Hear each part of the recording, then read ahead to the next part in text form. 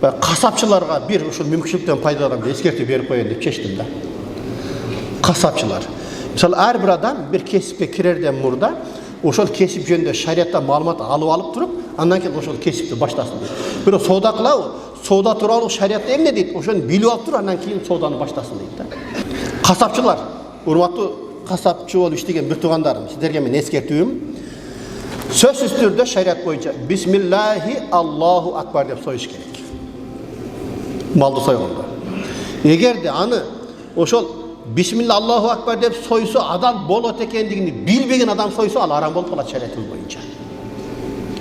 Себеби адал тамакты биз билишибиз керек да, туурабы? Кандай да адал болот деп туруп. Эгер атайын айтып отурам деп атайын деле союп салса, ал арам болуп калат да. Мисалы бирөө үйүнө конок келтирип атайын сойдурам деп туруп силерге алып келдиби? Эгерде сен урматтуу менин бир тууганым, бисмилланы атайын айтпай койсоң, ошол арам болот. Тиги байкуш мусулман башкаларга арам тамак берди, сен жооп бересиң Кудайдын астында. Анан бизде ошол койду сойгондо 4 нерсе кесилиш керек шариятыбыз боюнча.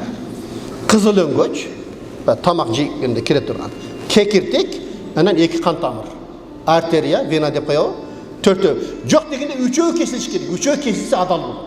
Ошону касапчылар билип алыңыздар. Анан жаны чыга элек жүлүндү үзүш бизде макрух. Жаны чыга элек жүлүндү үзбөш керек. Анткени баягы кесилгенден кийин баягы мээ кабар берет экен, сен кесилди, кач деп, ошондо баягы мээ кабар берип, канчалык кыймылдаган сайын жүрөк иштеп, денедеги бүт кандар чыгып кетет экен да, баягы жердечи. Толук жан чыкмайынча жүлүндү үзбөш керек. Жүлүндү үзбөш керек. Андан кийин эгерде кокусу унутуп калса, ал адал боло берет. Сен ниетинде бар эле да, бисмилла Аллаху акбар деп. Анан ошол жерде бисмиллахи Аллаху акбар, Аллахым кабыл кыл десең, анда билде эмне? Ал макрух болуп калат экен да. Аллахтын гана аты айтылыш керек. Мисалы кейбирлер бар да, баланчанын атынан кабыл кыл деп, ал да болбойт. Бисмилла Аллаху акбар деп союш керек. Ага чейин дуа кылсак болот. Сойгонго чейин дуа кылсак, ал шариатта уруксат берет. Дуа кыла берет, бирок сойгондо бисмиллахи Аллаху акбар деп мууздаш керек. Андан кийин бул жерде дагы азап берүү дагы шариятыбызда уруксат эмес да.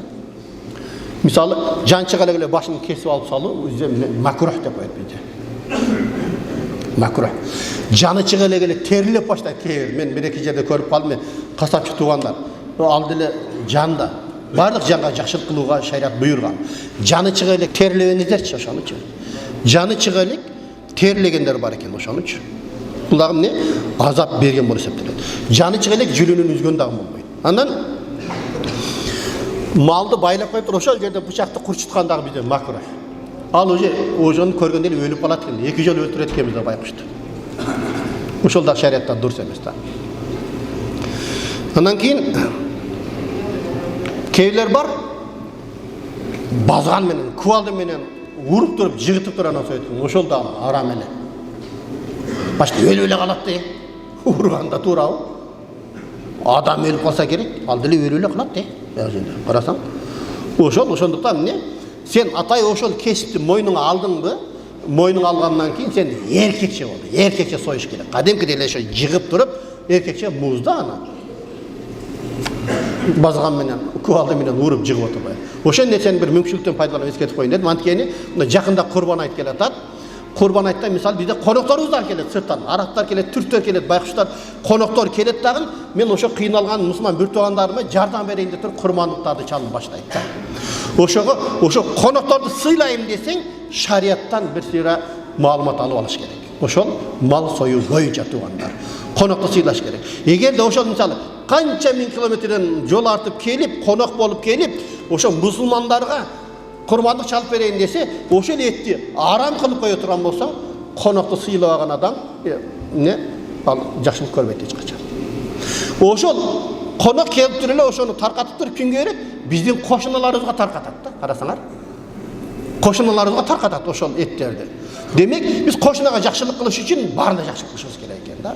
Эгер ошол келген коноктордун малы арам болсо, менин кошунам арам тамак жеп калат да. Арам тамак жесе, урматтуу касапчы бир тууганым, Құдайдың астында сіз жооп бересіз. Құдайым өзі сақтасын. Құдайым бетін ары қылсын андай арам тамақтан. Ошондуктан ана еш кыйынчылыгы жок. Оңой эле. Бисмиллахи Аллаху акбарды айтып коюңуздар Құдай үчүн. Болду ошо. Алла разы болсун.